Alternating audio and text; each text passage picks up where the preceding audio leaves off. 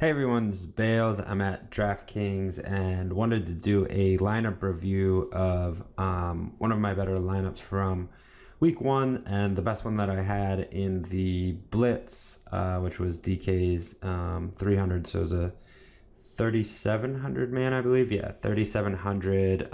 It overlaid or came close to overlaying. It didn't fill, so it was basically rake free. And I got third. I had 213 points, 4.2 points out of first, and it was a pretty big pay drop.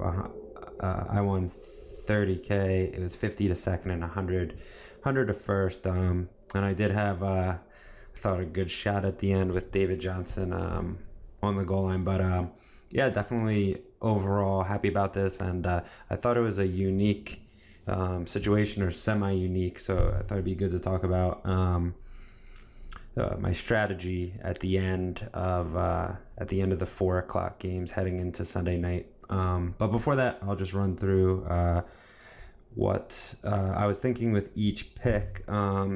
So this particular lineup is based around a Breeze, Cooks, Snead stack, and that's something that I do a lot, and I've been doing more, probably pairing 2 receivers and sometimes even 3 teammates together, sometimes a running back on explosive offenses. And I think everyone was on the Raiders Saints. It was very popular to be on that, but maybe not as many Breeze, Cooks, Snead together, especially when you see the ownership percentages as low as they are. And if I knew that Snead and Cooks and Breeze would all be below 10%, I probably would have had more. I actually thought that they'd be way chalkier. So yeah, that was the idea there, and just sort of got lucky with the ownership. I think didn't necessarily predict that. Actually, let's take a look where we had it. So we had, looking back at week one here, we had Snead at 5 to 8 and Cooks at 17 to 20. So it was a good prediction there with Snead, but not with Cooks. And we had Breeze also at 5 to 8. So pretty good there with 2 of the 3, but Cooks definitely very off. But yeah, so that was the base of my my stack, or my lineup. I had David Johnson and Spencer Ware at running back. I'll talk about David Johnson in a bit, but I did like him. The line in that game moved even more at the end. I believe it went to 9.5. I want to say. Let's see. Yeah, 9.5. So it was an implied total or game score of 27 to 17.5. It actually didn't work out, but that was one of the other reasons I like David Johnson, is he's arguably just as valuable, maybe even more valuable when he's on the field in passing situations and they're throwing to him, and they did throw to him a decent amount. So he had a pretty good game, not amazing, but that was the justification there. Spencer Ware, I thought, was just obviously cheap guy. I did move off of Ware, honestly, a little bit after and on to Michael, and so definitely lost some equity there, given that Ware was very good and Michael was not. But I moved off him when I heard more of a timeshare situation, but really didn't change too much. So I think I probably had maybe like 30 or 35% exposure to Ware, so pretty in line with the field. Randall Cobb was a guy who I liked a lot anyway, and then I thought that Jordy was potentially maybe not that healthy, and Cobb got more looks, so didn't really have a great game. Turned out to be he was a really high leverage player for me. 4% owned in the 300. I had, I believe, more of Cobb than any receiver, so he was my main leverage guy. Didn't work out, but obviously didn't completely kill me.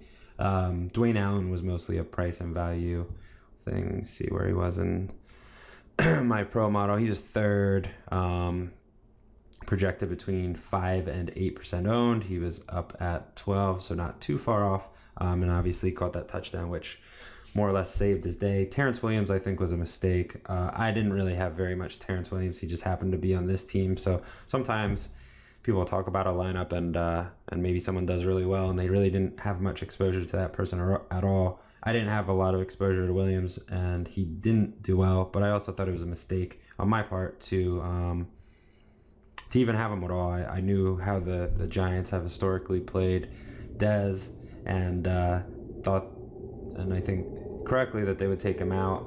And I liked Witten because of it, and probably should have been on Beasley more potentially, even though I don't really necessarily love Beasley for a variety of reasons in a tournament. Was hoping that Terrence Williams would get singled up and be able to get deep or something like that, but didn't work out. And I think that was a mistake primarily because he's just not a very good player.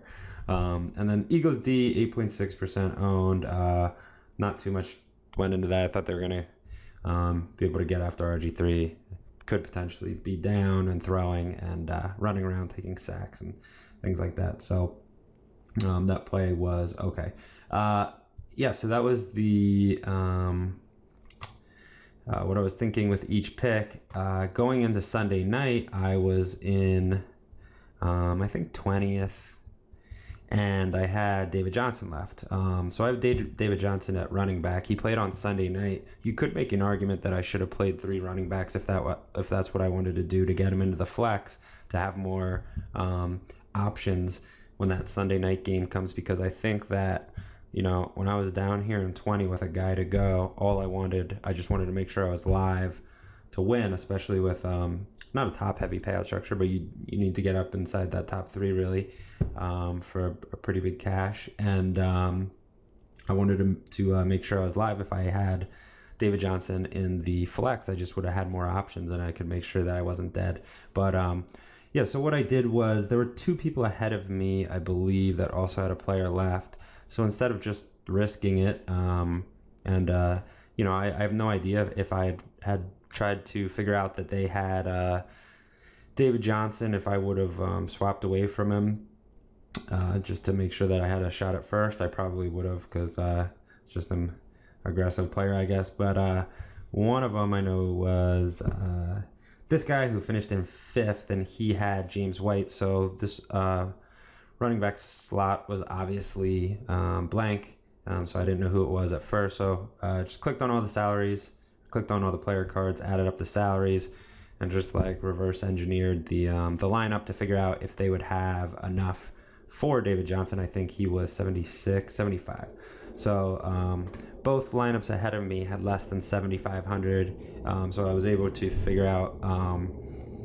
It was pretty clear that they had James White, but even if they didn't, I knew that they couldn't have David Johnson, so there was no need to swap. But if I figured that if I found that both of them had exactly 7,500 or 75 and 76, and there's a good shot that at least one and potentially both had David Johnson, could have swapped down. And again, if I had put him in the flex spot, maybe that's an argument where you go 3 running backs there just to give yourself more options if you're playing a guy on Sunday Night Football.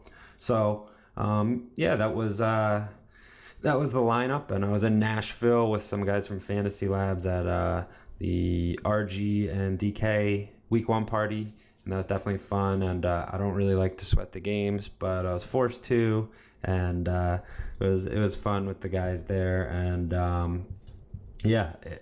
I definitely had an amazing time, even though going through the swings of your lineup going up and down isn't really necessarily my thing. But hope you enjoyed this. And next review I will look at my worst lineup and see what I still liked and what I think I did wrong.